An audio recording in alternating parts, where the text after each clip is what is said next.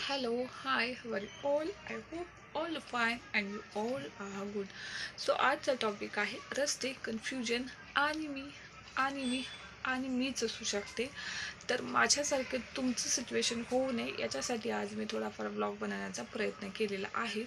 So अगोदर म्हणजे असं होतं की जास्त घराच्या बाहेर न पडलेली मी, घाबरट असलेली मी आणि खूप जास्त न बोलणारी मी आता ट्रॅव्हलिंगमुळे मला थोडंफार आता डिस्कवर होऊ लागले आहे की मी अशी असू शकते ना. ते याच्या अगोदर मी इमॅजिनच केलं नव्हतं की मी अशी असू शकते. कारण कधीच मी घराबाहेर पडायची मला वेळच आलेली नाही आणि कधी मला म्हणजे म्हणजे माझी फॅमिली पण माझ्या बाबतीत कॉन्शियस असायची की ही कसं करेल, हिला मॅनेज होईल का. त्यामुळे मला कधी बाहेर पडायची वेळच आली नव्हती. फॅमिलीबरोबर जायचं, फॅमिलीबरोबर यायचं.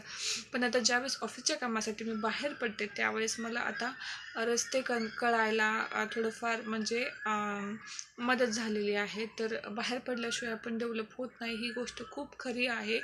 आणि ज्या ज्या म्हणजे जी गोष्ट आपण करायला घाबरत असतो तीच गोष्ट आपल्या पुढे येते. तर असंच काही माझ्या बाबतीमध्ये झालं की मी बाहेर पडायला घाबरणारी मी, तर